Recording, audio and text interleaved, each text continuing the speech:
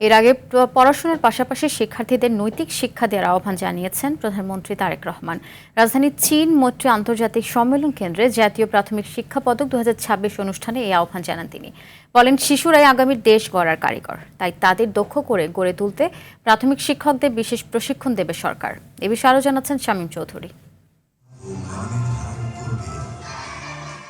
শিশুর হাসি, শিক্ষকের নিষ্ঠা আর বিদ্যালয়ের প্রাণচাঞ্চল্য, এসব মিলিয়েই প্রাথমিক শিক্ষার ভিত্তি।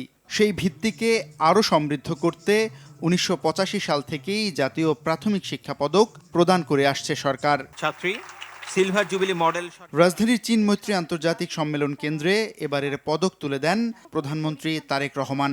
জাতীয় পর্যায়ে ক্রীড়া, সাংস্কৃতিক, বিষয়ভিত্তিক কুইজ সহ 21 ক্যাটাগরিতে বিজয়ী শিক্ষার্থীদের হাতে পুরস্কার, ব্যক্তি পর্যায়ে 15 ক্যাটাগরি এবং প্রতিষ্ঠান পর্যায়ে 2 ক্যাটাগরিতে সম্মাননা দেয়া হয়। সবাইকে আন্তরিকভাবে ধন্যবাদ এবং শুভেচ্ছা। প্রধানমন্ত্রী তার বক্তব্যে শিক্ষার্থীদের প্রতি বছর একটি করে গাছ লাগানোর আহ্বান জানান। প্রাইমারি স্কুলের শিক্ষকদেরকে যদি আমরা সঠিক ট্রেনিংয়ের মাধ্যমে সঠিকভাবে গড়ে তুলতে পারি, তাদেরকে সঠিক ট্রেনিং দিতে পারি, তারা তাদের সেই ট্রেনিংটা, সেই শিক্ষাটা তারা শিক্ষার্থীদের কাছে পৌঁছে দিবেন, যার ফলে শিক্ষার্থীরা অর্থাৎ প্রাইমারি স্কুল থেকে একটা শক্ত বুনিয়াদ গড়ে উঠবে ভালো কিছুর।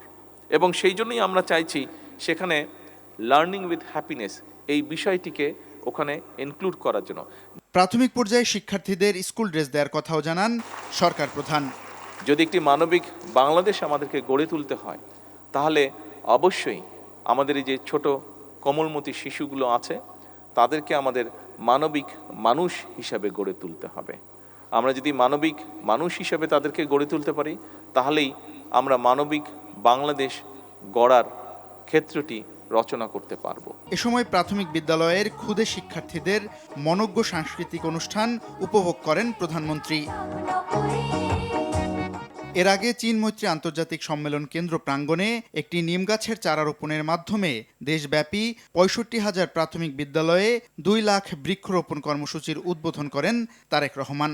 ঘুরে দেখেন স্কুল ফিডিং, আনন্দময় শিক্ষা, ডিজিটাল শিক্ষা ও বুনিয়াদী শিক্ষা সহ ক্ষুদে শিক্ষার্থীদের বিভিন্ন উদ্ভাবনী উদ্যোগের স্টল।